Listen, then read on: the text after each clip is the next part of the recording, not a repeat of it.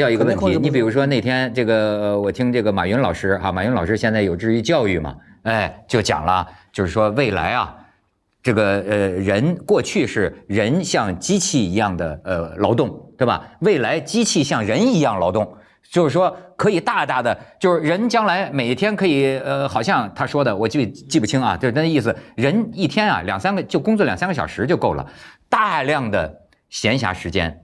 但是呢，我有一个疑问，我不太相信，为什么？我今天上午在参加另外一个公司的一个未来科学大会，那人家谈什么东西呢？谈人到底会活150岁还是活900岁？你看咱们这是谈能不能过50岁，人家在讨论怎么过150岁的问题。对，哎，听说有些硅谷大佬都已经换了基因、换了血了吗？有一个曲线叫做 Donna 曲线，就那个 Donna 公司做的曲线，它是这样的曲线，就里面所有的那个新科技的。比如人工智能啊、5G 啊、什么物联网啊，在那个线上面，那天他们画给我看，2019年那个到那曲线最顶端那个叫云计算。你说吴老师，咱别投了，那个里面都是大佬，谷歌啦、微软啦、阿里啦，都弄完了。那我说这个现在最顶头那个东西呢，4个字叫人类永生。哎，你据你对新科技的了解，有永生这事儿靠谱。那天我看那个王石还说呢，说这完全这是胡说八道什么的。今年你看到没有？一个科学是6月份的一个科学杂志的一个报告，日本人把心脏打印出来了，打印 3D 打印。美国人前2年打印出来，但他没办法解决问题，就你血液心房血液会回流嘛。这次日本人是在模拟状态下，心脏血可以不回流了。1904年，库茨韦尔写那个起点临近，他说未来就3条线路，一条叫什么呢？叫人工智能，啊，在你脑子里装个芯片，跟你一起20年，你人挂掉了，芯片还在，就是工程学意义上的人类永生。第二呢，叫纳米科学。就身上的任何机构都可以被打印出来。第3呢，叫做基因科学。打印出来能用吗？能用，现在什么都能用，什么都能用，心脏都能用了呀，对，都能用了。肺现在不是肝肺都打印出来了，那还让人捐器官，还捐什么呢？不是，那照您们说，那还是号召人们捐什么器官呢？现在很贵嘛，对啊，现在非常贵嘛。那个第3就基因科学，就你基因提取。脑科学基因提取，我今年那个在拉斯维加斯有一个80后的一个哈佛的一个中国人一个科学家，他们做了一个产品出来，手断了以后装一个机器手，用大脑来控制它，跟郎朗一起弹钢琴。哦，这个我好像看过这个片子，脑控制，就用脑意识，挺好玩的。就是说，你还得训练用它，就你脑子里得有个明确的意念。对，你去训练是不是说你也不能胡思乱想？对，就是你得集中训练，真的有点类似于念力一样的东西，你形成能触动那个电信号，对吧？其实现在是存钱，其实挺重要的。哦，现在就真挺像。他不是也会从10万减到几千吗？不会吗？对，我们等着那一天，等着那一天。现在就像青霉素发明一样的，比黄金还贵。过个10年，青霉素就很便宜了。它现在就那个，可能青霉素可能还没被发明出来，或者还在实验室里，它活得久一点。易军，你想插什么话？没有，我刚刚想说，就是我最近看一个那个英剧嘛，里面就是有一个小女孩跟她妈讲，她说我要去苏黎世把我的大脑去下载了。她妈说你是去安乐死吗？因为一般人不是去瑞士都是去安乐死吗？她说不，我永生了。就是他把他的脑袋整个电子化了嘛。他说我们以过去认为这叫死亡，他说不，这叫永生。对。哦，我看了那个电视剧了，在那个奈飞上。你知道，我最近我最近看了个真的，就是纪录片，还不是电视剧，叫这个，如果我没记错的，就是生物编辑技术，我忘了叫什么名字了。非自然选择。就是有4、5集，所以小波这个事儿还真可以聊聊，就是说，他这个讲的呀。我们电视台的一听就懂，就是说我们已经有这个技术了，就是啊，你的基因是可以剪辑的，是可以剪辑，可以剪辑的。癌症就是很多就是基因。然后这个片子里已经拍了，已经有3亲婴儿了，现在已经有了。就是你看，夫妻2个有一方有遗传病不能生孩子，那么现在是什么呢？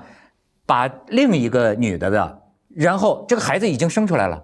就这个所以，但是这个片子他在探讨一个伦理问题，我觉得很有意思。就是说，他说好像是一种什么蛋白质分子，就是说它就像剪刀一样。他说，可是为什么现在世界各国都非常慎重啊？就是说，问题是人类现在已经来到了这么一个门槛上，就是我们能怎么样改造我们自己？怎么样更好？你知道他这个片子里边就讲到你这个问题。现在有些大药厂已经根据这个生物基因弄出治疗有些遗传病的药，几百万美元。那有些小孩得这种病，家长真是哭得可怜呐，没有捐助，你拿那就说这大药厂你怎么这么没良心呢？但是药厂他没办法，他研发经费这么高，所以呢，现在在西方国家有这么一些志愿者，他们干这个事儿，某种程度上来讲也挺悬的，你知道吗？他们就是说，我们有志于不要让将来在这个问题上出现富人有钱的人。他就可以用这个基因技术、基因编辑技术改造自己，所以他们现在自己就是说，我们要研究出来这种技术，让它成为民主的，就是非常便宜的。比如说，将来你在 7-Eleven 里，你在那个超市里，你买几个试管，买几个什么，你就能弄。然后这个纪录片里拍一个几个小伙子，你知道他在干什么？他把他那个狗啊。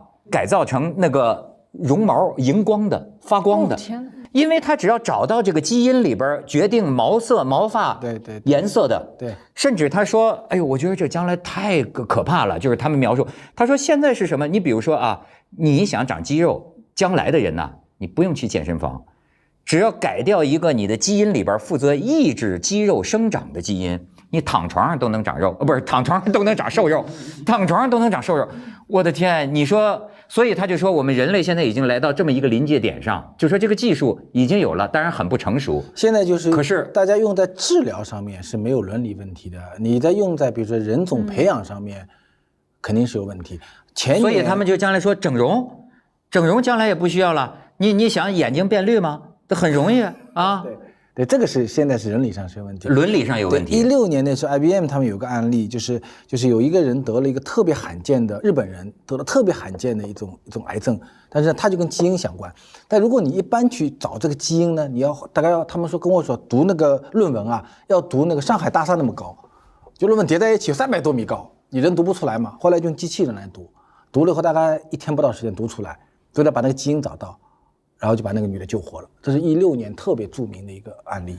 就治疗是通过基因剪辑来治疗，但你刚才讲的把它眼睛变绿啊、变蓝啊、长出第3个手啊，我不知道有没有可能啊？这肯定涉及到伦理问题。那它背后一定那个伦理问题啊，背后第一个是我们要先把问题是你改变的东西，其实我们对它未必了解。对，你被改变的时候，你认为它跟 A 相关，它其实还跟 B 相关，但我们不知道，人类的认知边界有限嘛。可是不管跟什么相关，我们要先把它界定为疾病啊。现在比较能够开放的，你刚刚也说了，那是病啊，我们疾病治疗要把它 define， 把它界定义为疾病才比较好办。可是背后的整套的伦理的问号，其实不是新的东西啊。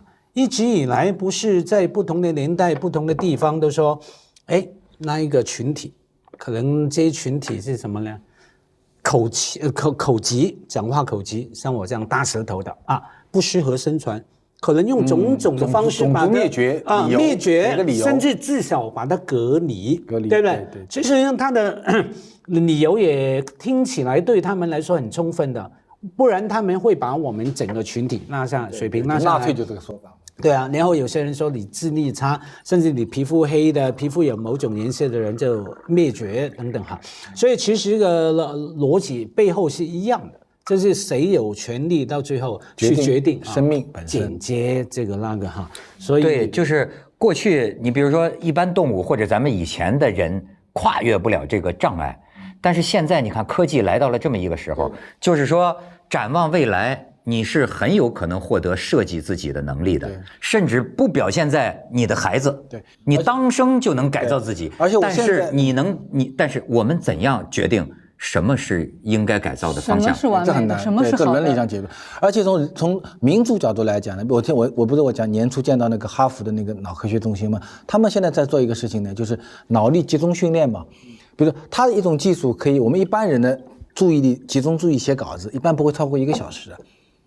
1个小时以后你就会分散啊，或者你要再需要集中。他们现在是跟那个 NASA 和奥林匹克运动队在训练，能够让一个人的注意力集中到4个小时以上，这是需要花大量金钱和技术来完成的。那会变成什么问题呢？就咱们生个孩子都是5、6岁读小学，有的孩子干一件事儿10分钟就乱搞了，有个孩子可以集中注意力2个小时，就是说可能10岁就可以读哈佛了。对，他就是他就是从出生的那个教育开始。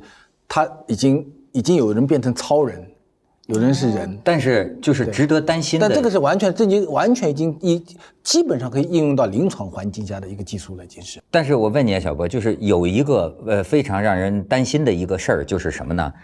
就出于对人性的了解，你见过人类啊，在漫长的历史上，他有过这样的潜力吗？就是他获得了一种能力，但是他自己决定不使用它。原子弹放了2颗，对，但是你看他就有了更多的办法来不让它再放吧，尽量不让它再放。现在的问题就在于，你比如说，我还要给你人控制不住，我还要给你请教一个问题。你比如说那天这个我听这个马云老师哈，马云老师现在有志于教育嘛，就讲了，就是说未来啊，这个人过去是人像机器一样的劳动，对吧？未来机器像人一样劳动。就是说，可以大大的，就是人将来每天可以，好像他说的，我记不清啊，就是那意思，人一天啊2-3个就工作2-3个小时就够了，大量的闲暇时间。但是呢，我有一个疑问，我不太相信，为什么我们所有的科技本来都是为了让我们更省心、更省事儿，为了让我们更懒惰，但是你结果看看，你更懒惰了吗？你是不是更焦头烂额了？比如说手机本来是让你更快捷的处理，可是这个东西本身它使得我们更晚睡觉了。你想到这问题没有？所以我就觉得这里边是不是有一个人性的问题？说将来代替了这么多劳动，你放心，人就是这么一种会自个儿找麻烦的动物，他代替了他这个劳动啊，到另外的事，他又会搞别的，把他搞得过劳死。对，你觉得是不是有这问题？你不有个《盗梦空间》就好莱坞电影，就是未来很可能很多人是生活在另外一个虚拟空间里，他坐在那里戴个 AR 的头套，他的那个自己建个王国，自己当皇帝当强盗王，该杀人杀人，该放火放火，他在生活中就是一个宅男。对，宅男，就现在日本才100多万的宅男。什么叫日本叫宅男呢？就1个月之内，除了去 7-Eleven 不跟任何一个人谈话的那个人有150多万。现在日本，那中国你说坏了多少人？他就是这样的，他就是啥也没有，国家发个救济金给你吃个饭，然后呢，他到另外一个世界去了。今天中国人在手机上已经5个小时了，就你刚才讲的快手已经人均1个小时了，那有什么知识啊？倒不如听那个圆桌派呢，真是多说2遍，多说2遍。但是他你不用他占用时间问题不用怕，但他就人会分成2类人。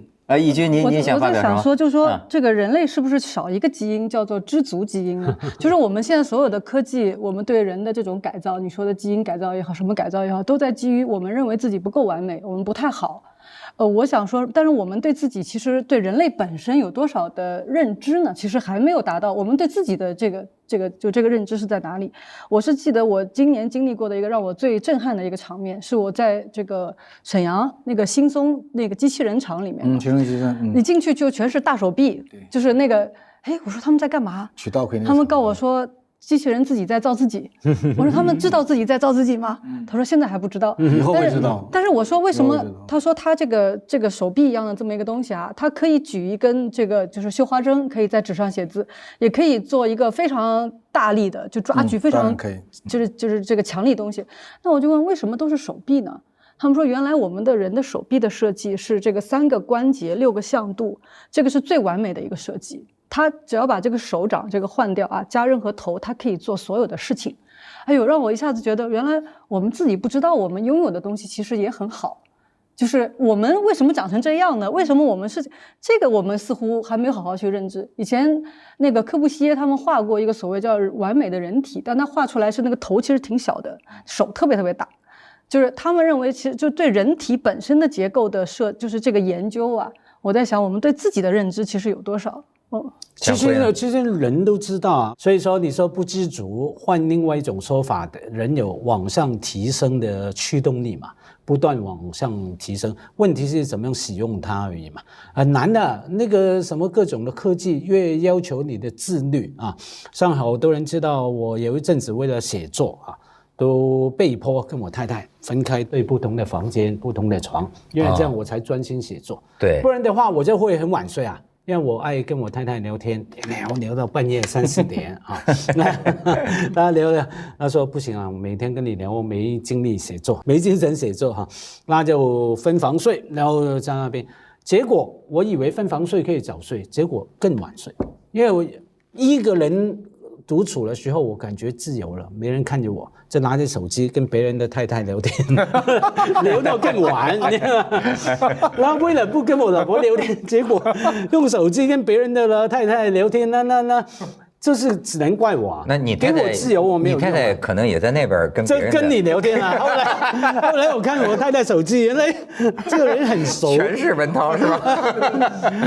我最近发现我们朋友有一个共同的毛病，你们有没有？就是晚上你不想睡觉，就是其实已经很晚了，你也没什么重要的事儿，但就在那儿不知道是看无聊的电视，还是上网购物，还是干嘛，你就不想去睡。你知道吗？那天咱们这个圆桌里得出一个分析之一啊，怕死基因。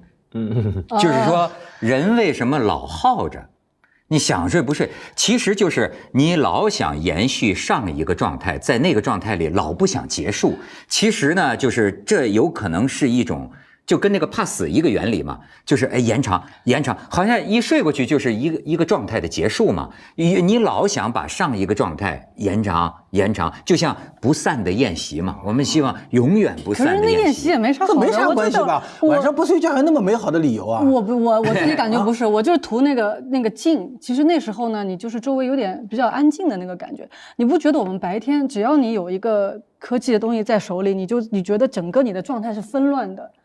就好多事儿，就是本来你不需要去回答的事情，是不是？到了晚上，你那一段时间突然觉得很……所以呢，你看刚才咱们说的这个，你现在有了很多这个生物的这种技术之后啊，它涉及到一个，单个的人不说了，现在是整体的、全体的这个人。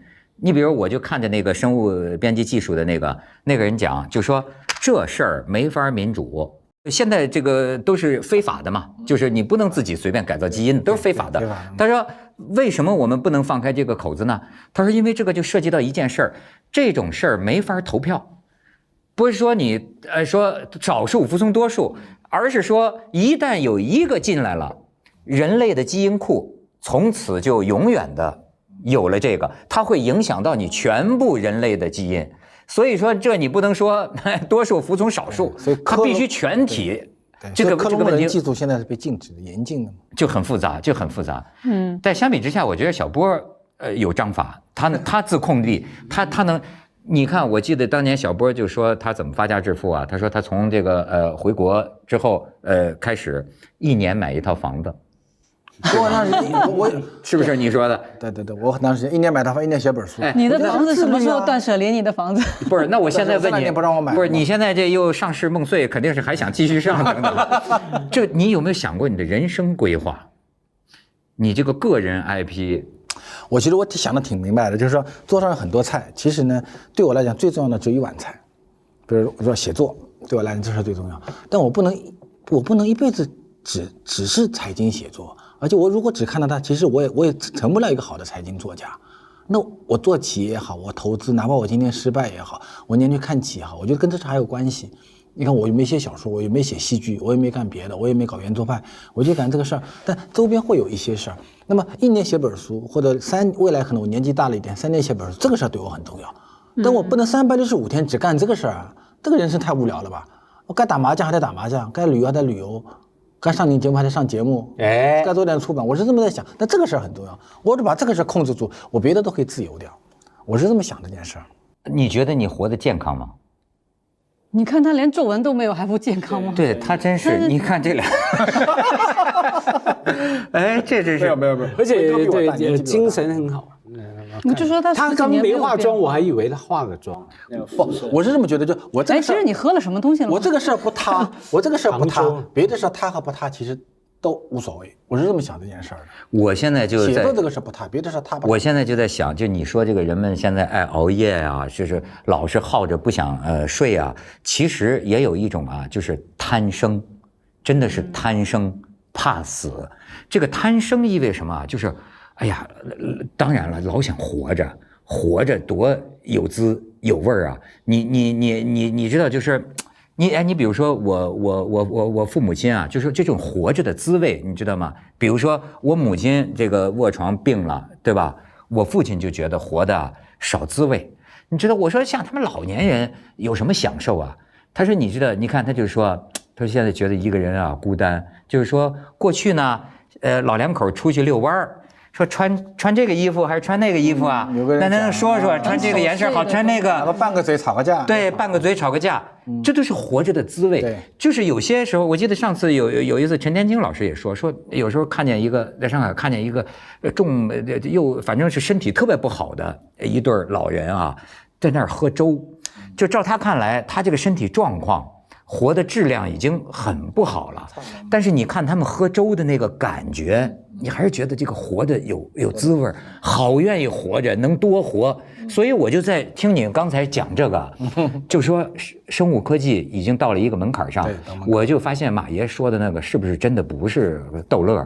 马爷就是说我特怕死，他说我想等着，我等着是不是真科技能让我至少是能让我长寿吧？能够大幅度提高我的寿命，你说咱要等着吗？咱应该，我刚刚说人类多挣钱等着。对，人类这个不知足里面有一个，就是说你不觉得我们现在就这个世界，你跟20年前比，我们丢掉了很多这个人文的东西，就是你刚才说的生活的情感的那些很琐碎的，我们以前蛮推崇那些东西的，就是以前你喜欢个文学，喜欢个戏剧，说一些你说的这个写作，都是一个捧得特别高的东西。现在这些东西慢慢的，你不用担心，我跟你讲，今年上海那个戏剧学院有一个很小的戏叫音乐剧系，就王洛勇在当那个主任那个戏，音乐剧系算小了吧？今年招17个人，2700人报名。20年前，咱们那一代人会有去报音乐剧吗？你毕业以后不知道干嘛。2700个孩子报17个人，可能因为整个大上海整个大上海只有2个名额。然后我们再看我们那一代人出去，将来我插句话，你不用担心这个事儿，有了钱以后，工厂里干活的都是机器人，对，全人类都是娱乐圈。对，马老师说，你一天最多给你2个小时工作时间，要多花钱来买，剩下来干嘛呢？该画画，该谈恋爱，该看戏啊，搞个盗梦空间也挺好。我说他这个你不用担心，人都会平衡。你看前段大家说5G 来了以后，机器人会替代人类嘛？他们前2天跟我说，吴老师你不用担心，5G 来了以后，首先增加2200万工作单位。他首先增加2200万工作单位，因为这个工作需要好多人去干这个事儿。对，不要低估人类的学习能力。对，不要低估这个自然，还是会，我认为会均衡。我认为。真的人均活到150岁的时候，可能会有150岁的一种生存状态和一种新的平衡会发生吧。我在想，这个但是你知道吗？就是最可悲的是什么？我要再年轻一点就好了。你说你，比如说将来50岁来说的话，科技，你比如说科技要冻龄，你比如说现在已经80了，给你冻100年，你作为一个80岁的老头活100年，我说这可不如20岁的活得爽。那会给你逆龄嘛？对，到不用担心这个东西，它能可逆吗？以后你现在不能想象，你现在想不到的事儿，你现在这个问题本身就可能会成为一个科学家的选题。一个80岁的人说，我有没有可逆成52岁的身体？你觉得没有人研究这个事儿？我就一定有。我发现你都想得出来，你有点科学万能论啊！我是个文科生，但我觉得技术还是真的是对带来特别大的进步。我现在特别相信技术本身，技术是不可逆的。互联网一来，往上往下一买东西，你怎么办啊？移动支付一来，银行再多门店你也没有用。搞了手机以后，你该出门就出门。我认为技术，我现在慢慢变成个技术主义者，什么东西靠人解决不了的东西，靠技术来解决。技术解决不了的，再等。小波所谓的技术主义，看你怎么来界定。但技术是非常冷酷的，有可能。那当然，而且不可逆。不可逆。马克思说嘛，技术代表什么？生产力。生产力一定往前走的。而且技术的工程师思维跟我们是不一样的。那个，我也看过一个德国哲学家写的书，他说那些做原子弹的那些人啊，他也没有想过这个弹子砰炸下去会死10万人，他肯定没想过。他觉得这件事不重要，重要的是他裂的时候能够产生多少的热量和卡路里，这个是最重要。爱因斯坦他们都想过啊。有对。等他做出来以后，他才想了以后来不及了。你知道，他一定把它做出来。这就叫人的异化，人的工具性。就是当他发明这个原子反应堆的时候，他只想着如何发挥最大的效率。对。但是他用到哪儿，对，他又开始反对，他自己反对自己。但他把事儿做出来了。你现在做说克隆人的事儿啊，这种就是基因剪辑的事儿，他根本没有想过伦理问题。他一想这件事就做不下去了。他觉得这个给他带来的快乐比咱们上节目快乐还要大。哎，你还别说，对，他有这部分就有这么一堆人。所以说，永远应该有我们圆桌派在聊人生，对，你知道吗？我跟你说，这非常非常重要，太不能缺少了。对，它非常重要。他们去搞科技，对，但是我们永远要聊人生。虽然我们要活得久一点，是吧？对不对？什么人的人生，可能将来是半电子半人的人生。你比如说，我就觉得，而且有的时候啊，注意新科技的同时，也要注意老人的人生经验，就是人为什么活着。你比如说义军，你说你这个你活150岁，你这一个10年生一个孩子，你生就是说你对这个事情，就人活着干什么来了，永远需要聊。你比如我最近学了2个我尊敬的2个老师，就是一个是这个阿成老师哈，我就发现他在威尼斯日记里写，你看这里边有他的一种人生观，他说呀，人生就是一个过程。要每时每分每秒感受，每分每秒感受，一直到结束。好，你看这是一种观念嘛。还有一个老师，咱们的王蒙老师，咱们的老嘉宾，我就从他这儿学到一种人生观。王蒙老师就是他不光是感受，王蒙老师说，我一辈子不管是有了这个功名，有了这个财产，这都是其他一些的。他说，但是人活一辈子，不管活多久，总要有几次感动，总要有几次充盈的感动的充盈。你看，咱从这些东西里找着点感觉，咱就不会被这个科技彻底的带到妖魔鬼怪的方向。而且人呐，人想到用增强现实可以达到。你看，增强现实可以达到他的感知啊。哎呀，没有，我说人嘛的，而且特别到了一个年龄，总要想这辈子活的意义是什么。我也听很多长辈不同的安排，有一位长辈说，我反正要求自己在临终以前啊，心中会有几个人是我会想着他们的，也临终以前要确定我去了会有几个人一定牵挂着我。那我生命就没有白活了，没有遗憾。不然的话，我们姑且称这个做情嘛，哈，爱情的情哈。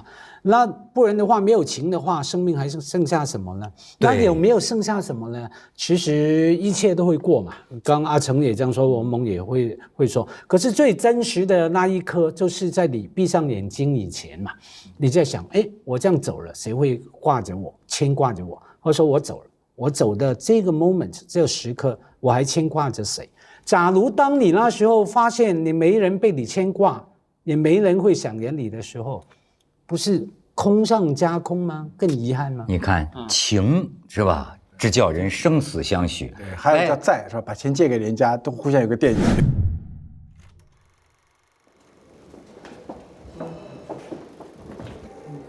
嘛事儿啊？什么事儿？就是那个我们上次来联系那个中国黄页给国家体委做宣传的事。什么玩意儿？什么黄什么？中国黄页。中国体育这个名字我们注册下来了，大概里面都空的。办事程序应该你先约，你要不约的话呢，很难给你做一个很满意的回答。网上现在迈克尔·乔丹啊，约翰·约翰，你打开电脑，你都能见到这些人的自己做的 homepage， 我怎么地，我怎么的，我们为什么？中国人没有，中国没有一个都没有。失败了也无所谓，我至少把一个概念告诉了别人，我不成功，会有人成功的。When I started Alibaba, early days were so tough for me. Very few people thought about helping. So today, I'm able to help. Set a big vision. First trip to Africa, my impressions are wow, it's a land full of hope. In Africa, there are so many young people who could be entrepreneurs. They believe what they're doing and they want to make this thing big. So what if we have Africa Bill Gates, Africa Jack Ma? I realized that I have to do something. The African Entrepreneur Prize is giving the inspirations to all the entrepreneurs in Africa. I think we should make them heroes. If the heroes succeed, a lot of people want to be heroes. They can start their dream and change their continent.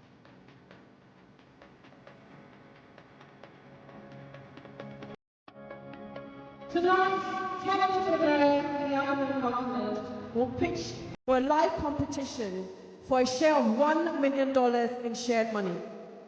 When I knew that the finalists would be pitching to Mr. Jack Ma himself, I said, this is one thing I want to do. So this is an amazing opportunity to deliver our messages. When you're an entrepreneur, you sacrifice so much, right, for a vision that maybe others don't even see it.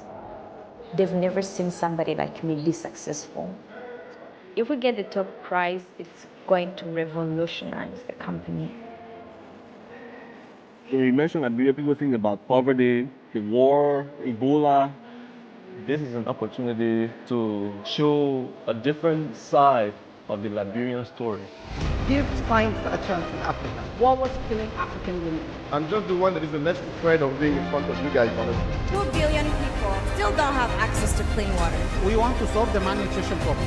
Ladies and gentlemen, the moment of truth is here. And the first place.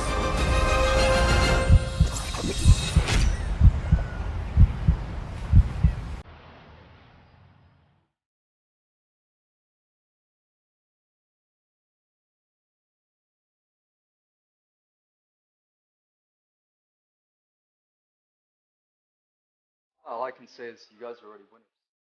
You guys have already won. We owe you some checks at some point. We want you to succeed because we want you to inspire them. When we started that competition, I thought maybe I end in top 20 maybe, but top 10, this was very exciting. I was waiting for that email. I kept looking up like, I kept asking the others, were you contacted? If you're top 10, if they want somebody who's earned the right to dream, they need to select me. All right, Christelle Kuzera, have a company in Rwanda called Water Access Rwanda, which is all about providing clean drinking water through affordable and scalable means.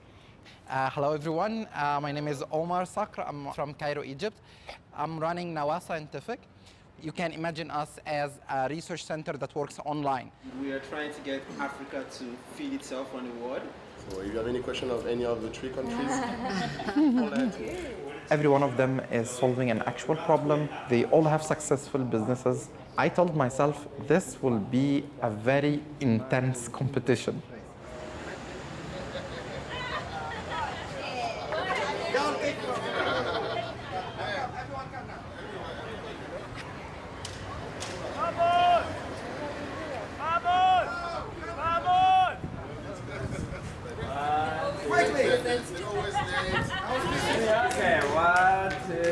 Almost 10,000 businesses from across Africa, and to have us, a small company from Liberia, being in the top 10, I was really shocked. When I saw the email, I could not believe. Africa's next billionaires. Say that again. Entrepreneurship sometimes can be a lonely journey, especially when you come from a country like Rwanda that is landlocked. We don't have a long history of trade.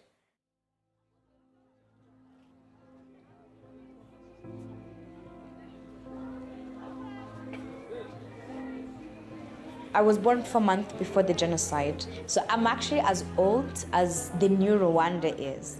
It's like, we've destroyed as a country, but we're gonna actually build a good country on the continent. But there's still things we need to take care of that our generation will need to fix. Water was a big issue in my country. There is 43% of Rwandans who don't really have access to water.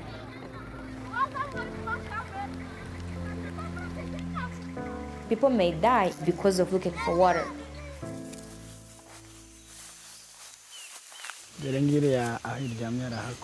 Yeah, so that's the crocodile. 2 women have died in 1 month. So before they used to come and they're getting water here. That's how the crocodile would get people.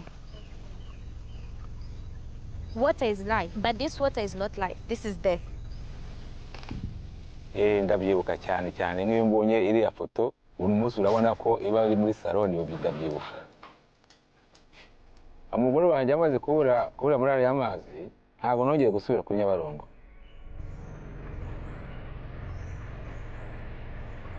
Every day in Africa, 200 million hours that women lose on fetching water, just looking for water. They fetch that water and it's not even clean for their families.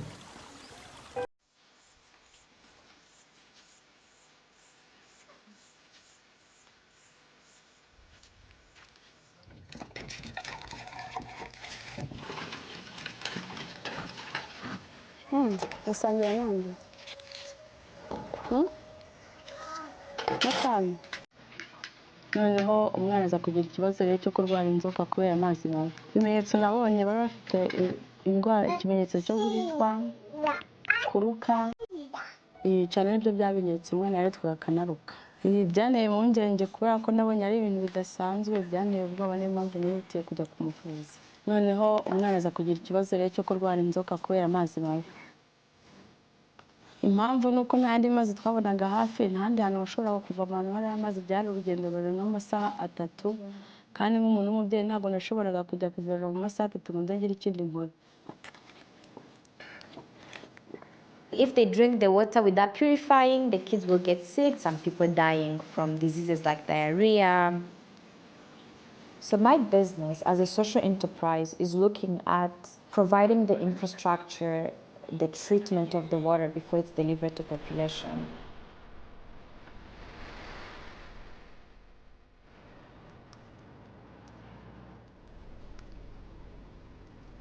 I want to win, so I want to use my 5 minutes to tell them something new, not something they've already heard. If we get the top prize, it's going to revolutionize the company. I'm the only science-based startup that made it to the finalists. It's a great responsibility. You have to be very careful. I do believe Egypt has a lot of bright-minded scientists, but unfortunately they don't have access to advanced scientific research facilities. So what they could do is only they have to outsource their samples and send them to Europe and the US. $100, 100 euros per sample, and you usually send like 20, 30 samples. So you can send something between $5,000 to $10,000 on this one project.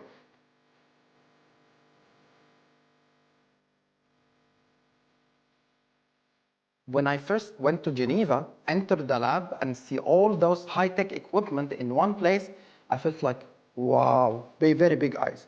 I see a window that I have to go through very quickly. I want to start my project before someone else gets the idea. A central hub that works online. If Omar wins, I'll be very happy. An Egyptian wins this competition. I think it means a lot.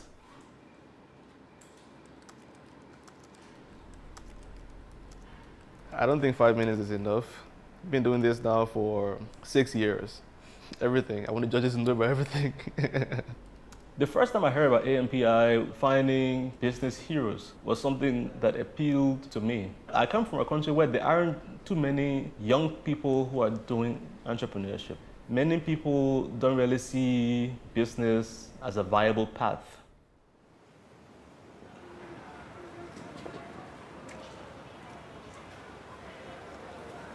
My old school is there. During the war, the entire city was destroyed.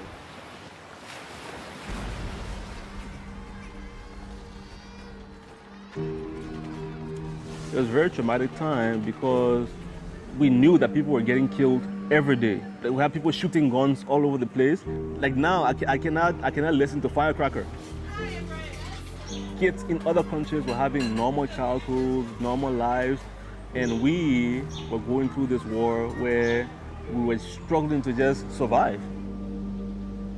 The difficulties we have in the economy in Liberia now are very much tied to the long years of civil conflict. About 54% of Liberians live on less than $2 a day.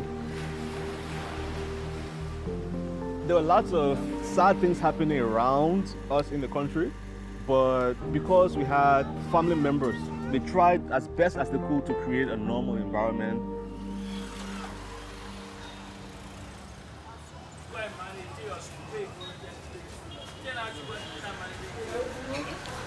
How you doing, Mom?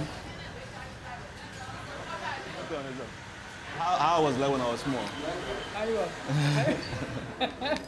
My father's aunt is a central figure in our family. She did not go to school, and she used her profits from the business to educate so many people. Through that restaurant there, it transformed 2 or 3 generations within my family. Oh my, okay, sorry, your chicken again. Oh. I said that chicken there, all my chicken, why you kidding? I said you will pay for it. And he paying because he learned and he moving far, no complaint. He don't humble nobody. I tell God thank you. Yes. And so it definitely did shape how I view the world. My entire philosophy on doing business is to empower people, to provide opportunities for people to earn money. It's very important for people to have sustainable livelihood opportunities. And so when I started my business, in a way, I saw it as my own contribution to the post-conflict reconstruction effort in Liberia.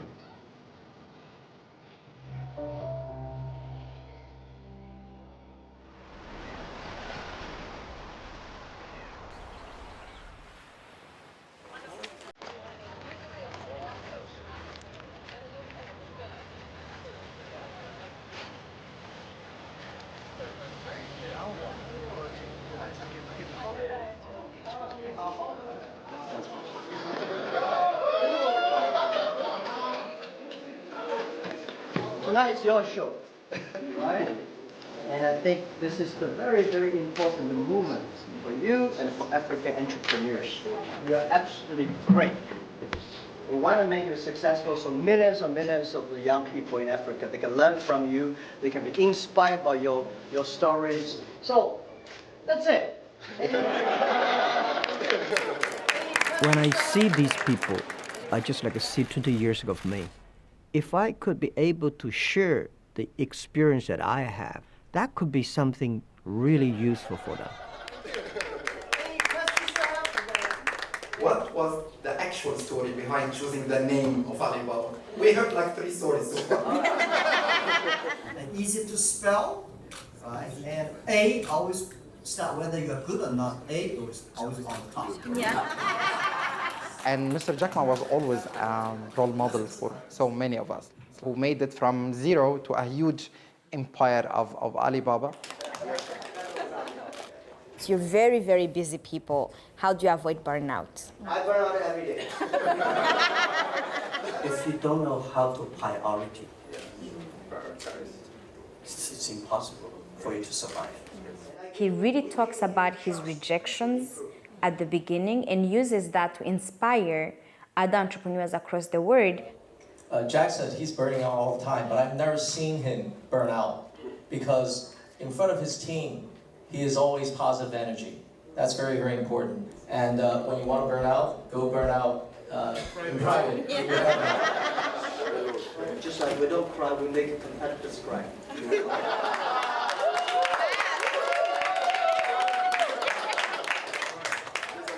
Jack Ma having the AMP in Africa is symbolic. China 30, 40 years ago was where Africa is today. That is something that inspires me as a young African. It is possible, not just to create businesses, but to transform society. Thank you. All right, so see you in the afternoon. Thank you. Okay. That was amazing.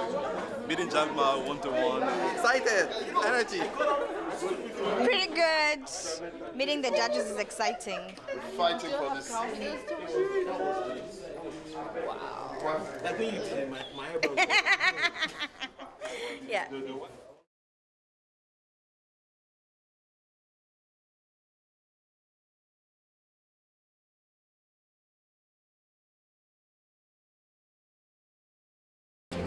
Anything that's not here right now, it won't happen on the show. So there's nothing I can change.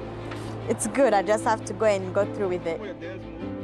I won this competition called Africa Entrepreneurship Award in 2017, and Mahmoud was one of the winners from the year before, 2016.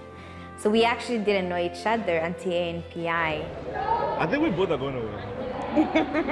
We're both going to win. We're going to make it to top 3, but I'll be number 1.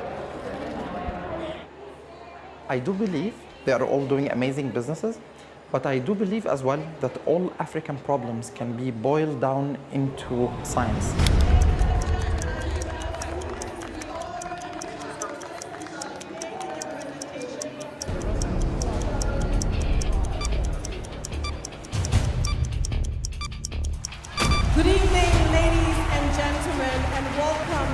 Africa's Business Hero Show. Tonight, 10 entrepreneurs from the African continent will pitch for a live competition for a share of $1 million in shared money. Our contestants shall have 15 minutes to win over the votes, the likes, and the impressions of our judges. Our first judge right here is Strive Masiwa, founder and executive chairman of Equinite Group, the one and the only Mr. Jack Ma, founder of Alibaba Group, Miss Ibikum Awoshika. She's the chairman of the First Bank of Nigeria, Mr. Joe Tsai, the executive vice chairman of Alibaba Group. Please let us welcome our very first contestant number 1.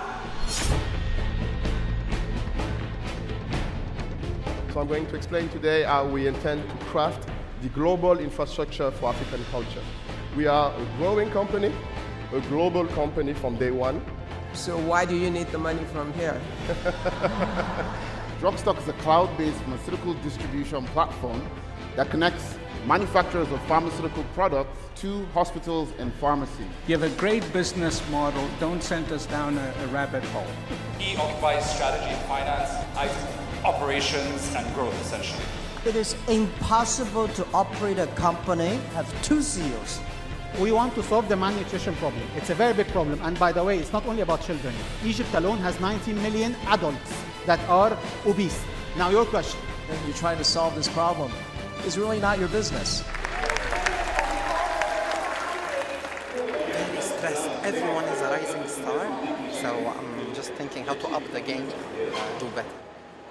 Please welcome Tammy!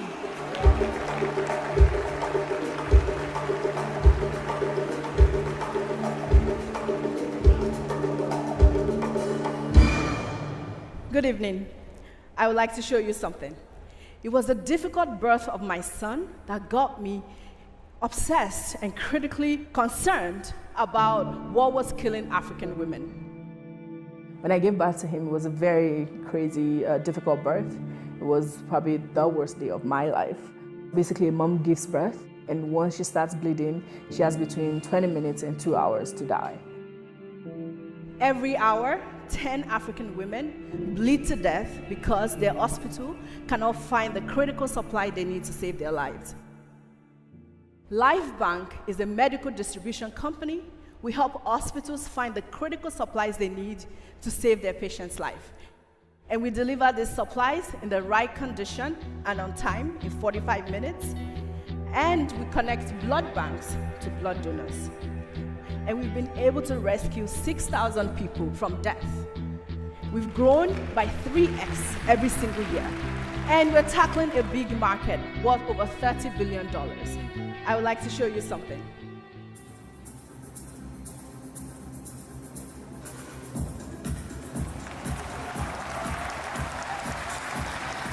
That was Life Bank delivering, making our first delivery with drones in Addis Ababa, Ethiopia. So when Timmy went up to pitch, that was the first person who pitched that I was like, oh wow, now I'm scared I'm not gonna win. Her business is engaging. I felt some pressure. I think she's gonna be one of the winners. I think she's just one. I'm so proud of you. No matter what happens here today, you are going to go places. Thank you. Transfer blood is perfect enough. 200 billion, 20 million, just to throw this garbage away. Most of the entrepreneurs I met, they always say, this market is like $1 trillion. So what's the point of view? You are only $5 now. Right? When you get accurate numbers, we know you're serious. Thank you.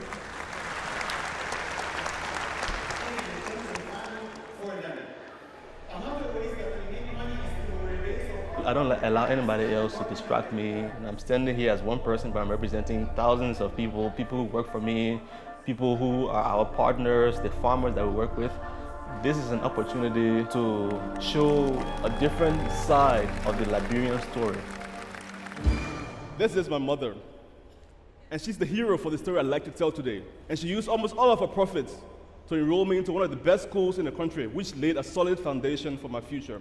When I graduated, I knew that I had to return home to try to contribute in some way to my country's post-war reconstruction effort.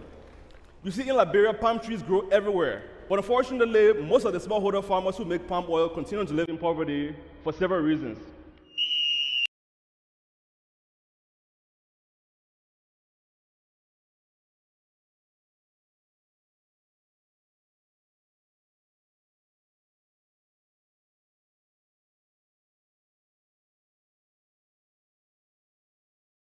Very fresh palm fruit. Everybody palm fruit is useful.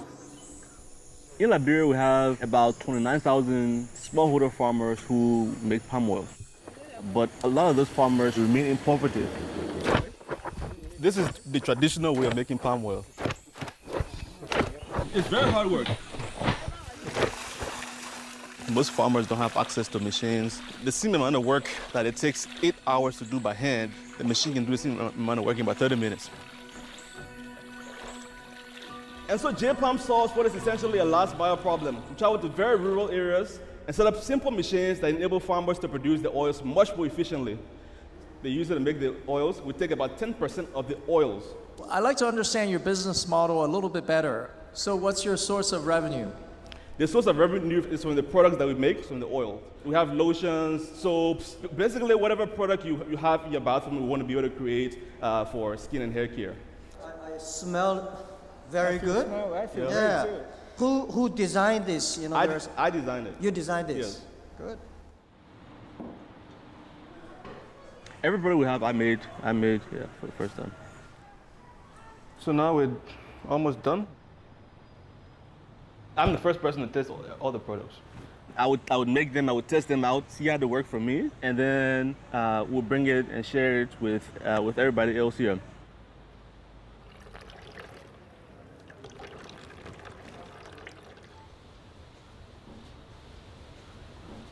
No, you love it. It is difficult for people to accept local products. After the war, it became easier to just import things than to produce it because the war eroded almost all of the manufacturing base of Liberia. When we started, there was a perception that made in Liberia products were of inferior quality. You had to be able to prove to the customer that we're able to create, not just create good products, but to be able to create good products consistently. When did I made this up? I think we made it in August. August, okay. For every dollar of palm oil sold, compared to the skincare products, the difference is about 46 times, so that we can make the business model more solid and more sustainable and impact the lives of more farmers. But this business is about marketing and it's about distribution. Okay, who's the customer? Who are you selling to? How many units? Okay. The big brands are not coming to... No, don't go there. We don't have a lot of time. This is your product. We're selling it to Liberian consumers. Yeah? Yes. I'm clear that you are smart enough to secure your supply. I need you to be sharper about who is your market. Who are you selling this to? His business is stable, but I think the judges have caught some questions. You should be very specific about your business model. To be clear about what is your business, okay? Ladies and gentlemen, I'm sure you've all been holding your breath. I was so scared. I felt like from the jury, maybe they're also not understanding the water sector. 2 billion people still don't have access to clean water. And then I wondered, is it still okay to assume that women and children in this century should still work for water? Rather than see this as a problem, I saw this as a market opportunity, a 500 million people market. To do one system, it would take us $25,000. That's a lot of money. So that's why we approach government, NGOs, and investors to help us come up with that money. So we drill underground, we find the water aquifer, and we put pipe inside the borehole. This is the borehole. That's where water is coming from underground. Once the water is filtered, some goes to house connections. And some of it from the tank, he can sell from here. We designed a new system that operated using solar pumps, Inuma kiosk. So when Inuma water was flowing, I was so full of joy. Family only has to pay $0.1 for every 10 liters. So right now, for 7,600 people, we are using our water points on a regular basis. We're cheaper to establish, we're cheaper to provide the water, we're quicker.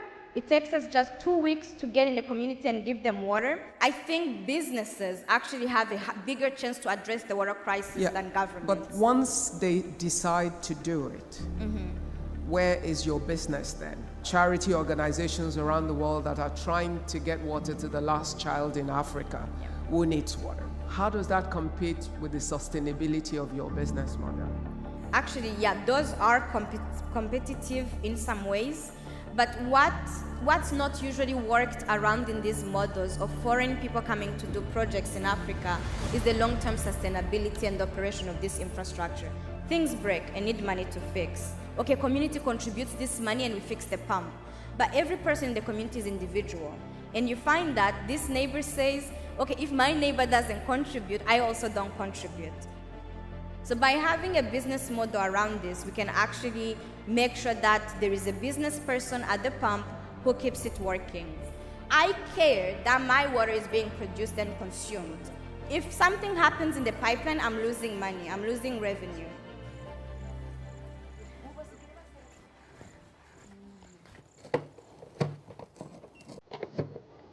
So I was checking how much free chlorine is in the water.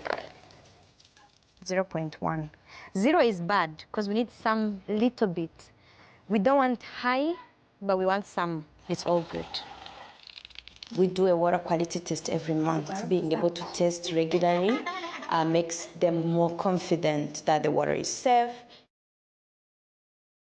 I know Inuma when I was here, and then I hear people tell me, don't worry, coming some project to bring water from down and then to give the clean water. And then I was so happy. So you didn't really want to move in a place that doesn't have water, because it's... So you were worried that we're going to come and leave, but then you're like, we stayed. And it's also very nice for me when I get to step out of the office, go to the field and meet the people who are already helping.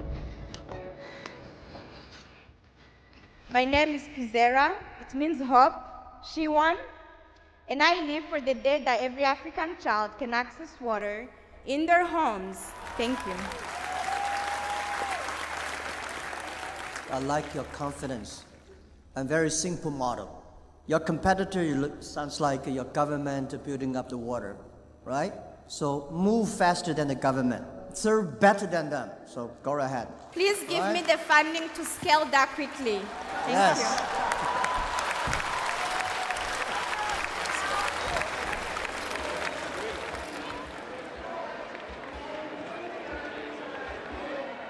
Ladies and gentlemen, please welcome on stage Umar.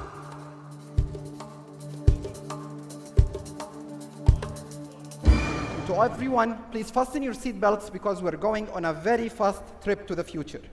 Ready? Here we go. This is year 2035, and the media has gone crazy because of one piece of news. A team of African scientists have just announced that malaria has become history. But my job tonight is to show you in a very structured way how myself and my team are bringing this dream to reality. Let me show you how we work.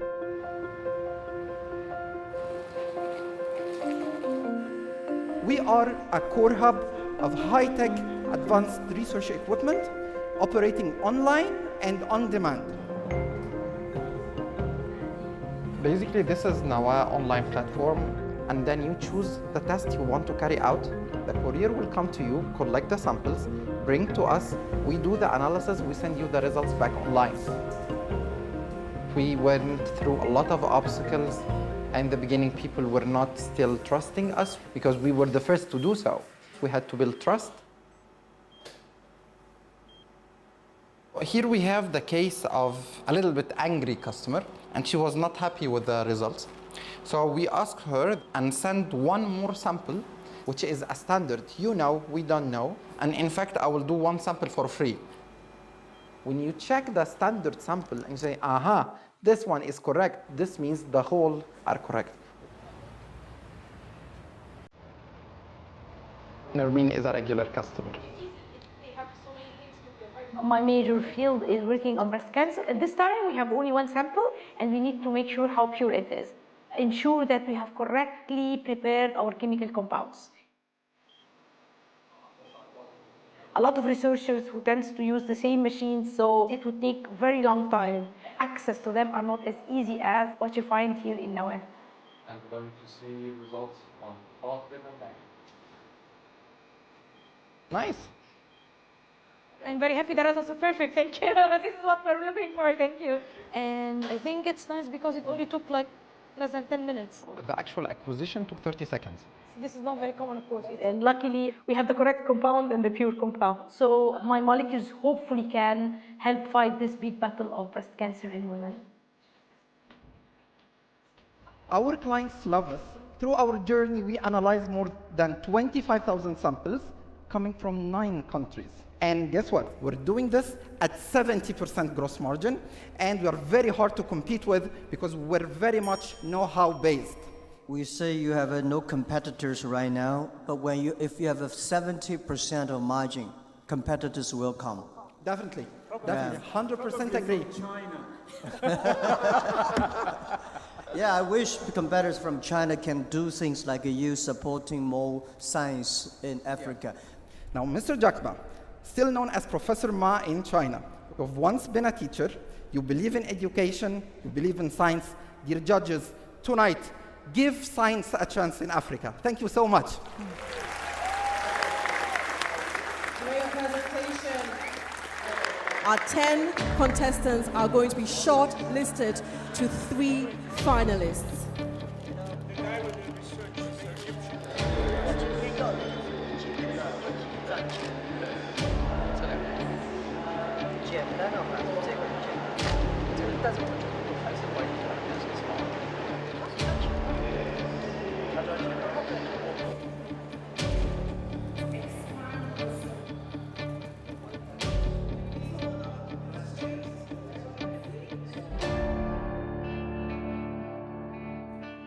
The moment of truth is here.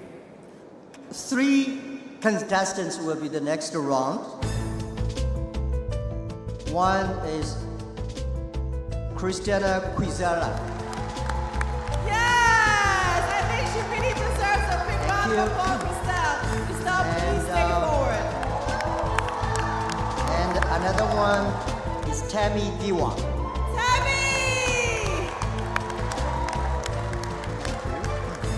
And next is... My heartbeats went out of the roof because there was one shot left.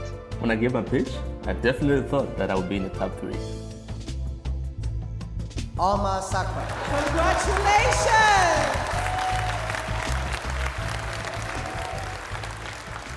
Everybody is a winner today. I see on the stage it says Africa's business heroes, and I looked up the definition of heroes. A hero is a person who is admired for their courage.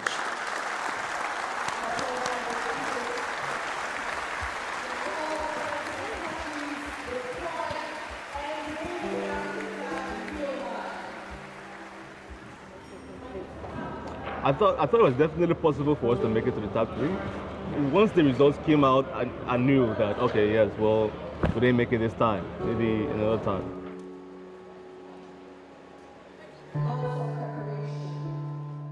My final contestants, the next round will dictate whether either one of you will walk away with $100,000 US, $150,000 US, $250,000 US.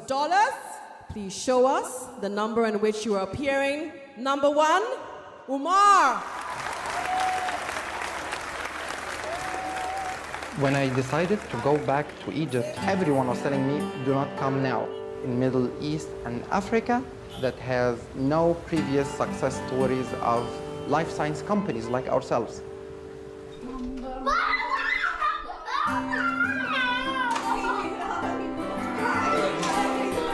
It wasn't an easy decision for my family. I wasn't so sure about the process of my project. Can we make enough money to sustain the whole family?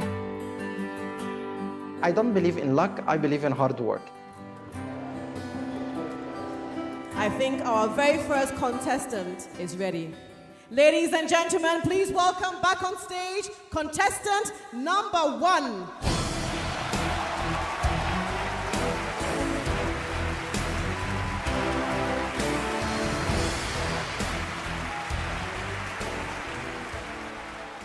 Since I'm sitting on this particular table with great people, can each one of you give me one advice that I will mark it by heart and I will remember it for 10 years?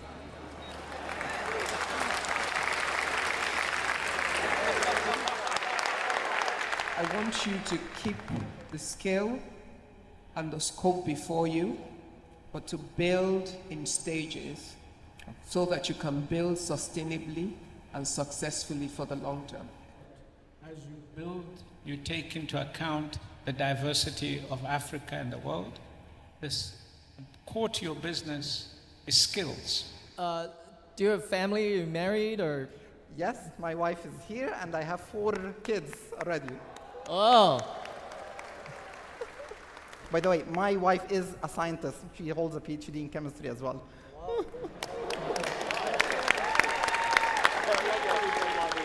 So my advice to you is the road of entrepreneurship is going to be tough as you scale your business.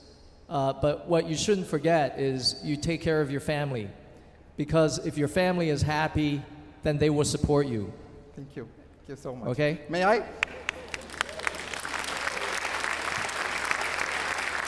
And my advice, simple but difficult. Stay focused. On the way, be an entrepreneur, especially when you go to be successful. You have a lot of attraction, a lot of things waiting for you. Stay focused. People love to see heroes, but most of the heroes died. You have to be hero at the end of your journey. Sustainability, focus, family, and diversity. So I got my lesson.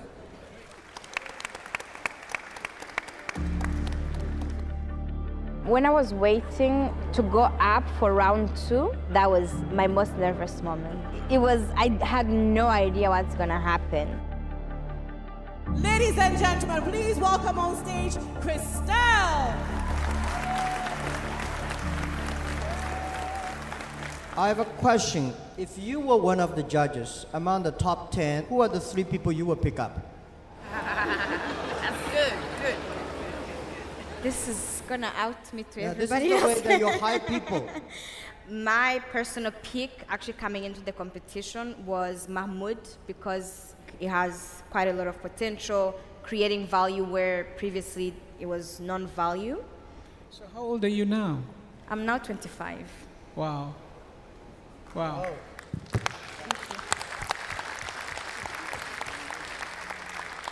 When I started my first business, I was 25. So I'm really you.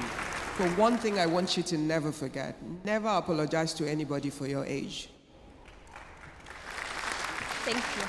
People will say, oh, you're too wise for your age. And I'm like, well, there's no rule book that says a person my age can't be doing what I'm doing.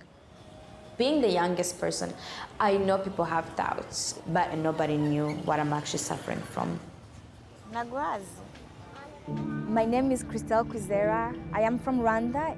You can see all my spots. In 2011, so that's when I was 17, my whole skin would just come off easily. It's very painful. Some days I was too weak to even get out of bed and get food. And then the diagnosis was that I had something called pemphigus foliaceus, but it's a very rare autoimmune illness. I thought I was about to die. So every time I went to sleep, I would be like, well, maybe this is my last day, you know? So on New Year's, so my birthday is on December 8th. So I thought, okay, it's my birthday. I'm turning 18, right? Perfect time to die, but I didn't die. So this was when I was taking professional pictures, and the photographer asked me, can you remove your jacket? Because I always covered my arms. And I'm like, no, like I don't want to show, my scars. But now I've realized a big lesson that if you have a scar, it means you survived. I think I still look very pretty in the pictures. It created more empathy in me, that when I see people suffering these days, I feel like I know what that feels like. That gives me courage to act, to be like, okay, then I can give you the solution. I don't want to win just because I'm the youngest. I want to win because I'm the best. When you get successful so early, there are a lot of challenges. Study the failures, not because you will avoid them. One day you meet these problems, you know how to face it. When you are 50 years old, you still have this passion. That's called success. Thank you. Please, let's welcome our very final finalist, Temi.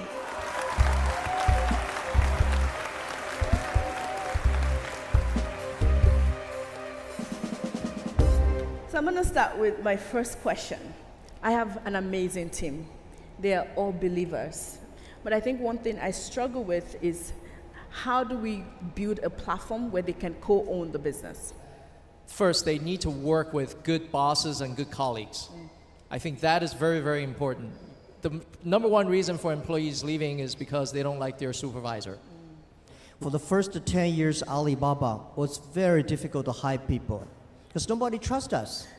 I never promised that you will be rich, you'll be promoted. I promise you have a terrible life in this company.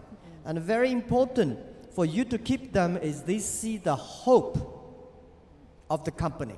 Best product of Alibaba is Alibaba employees. I think if my people do not change, my products will never change. Sitting there on stage with 4 of the most incredible people in the world and give me advice on my business, that is something that money cannot buy. I thought I was gonna win, but you're not really sure. But it's like, you have to believe it, and then compared to her, which one's better? Because they don't like their supervisor. So you need to always keep an eye on. There is water in blood. Temi solving problem of delivery of medical equipment. This is not in whole Africa, but I'm solving a problem that is 100% in Africa. Ladies and gentlemen, the moment of truth has arrived. Please give him a big round of applause. Mr. Ma, who is our third winner for tonight? Now the third place, I think I'm gonna win. I did my best. Everyone cheered up for me. I thought I was number 3. is Christiana Pizarra.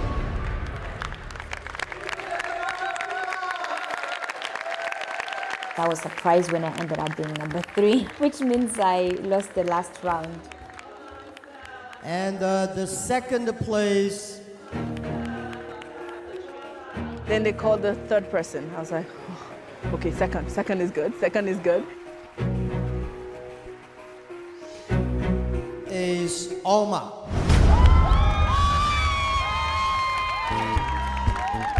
And the first place, Temi Jiwa.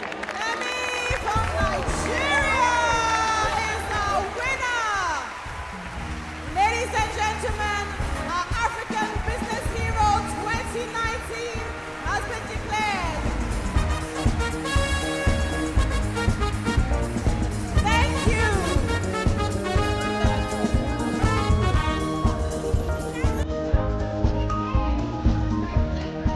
And you did a great job.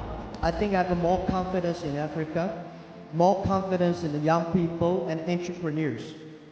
This is the first time we have this program, and we will continue to do it to inspire, support, and enable African young people and entrepreneurs.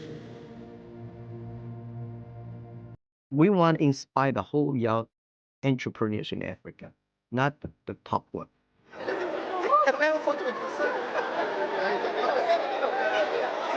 Going back and thinking I made it to the second place out of 10,000 contestants. This has been a long journey. The main meaning and message of this competition is inspiration. You have great problems, but you can convert those into opportunities. This money, we're going to use it to scale Life Bank, grow the business, employ people, and really show that we can solve problems with the power of business. I hope to be number 1, but number 3 is not too bad either. And from competitions like this, like the Entrepreneur Prize, having billionaires be like, believe in these guys, it's going to attract more investment our way. I feel a little sad that we didn't win, but I think the real win for me was being able to get up on the stage and tell the story as truthfully and as passionately as I can. It's not going to end after this competition. After this competition, whether I win or not, I'm still going to go back home to my company and run my company.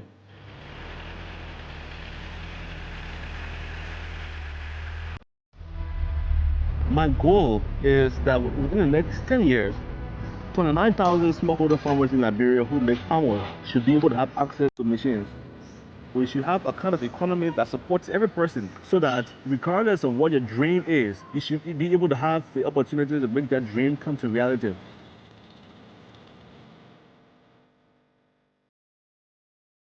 I do believe we will be empowering life sciences all over the continent, that we are changing the face of research in Africa. When I see the other entrepreneurs, I honestly feel proud of being an African in this moment, in this time. So I feel like I'm part of a big generation that's going to change Africa. That's already changing Africa.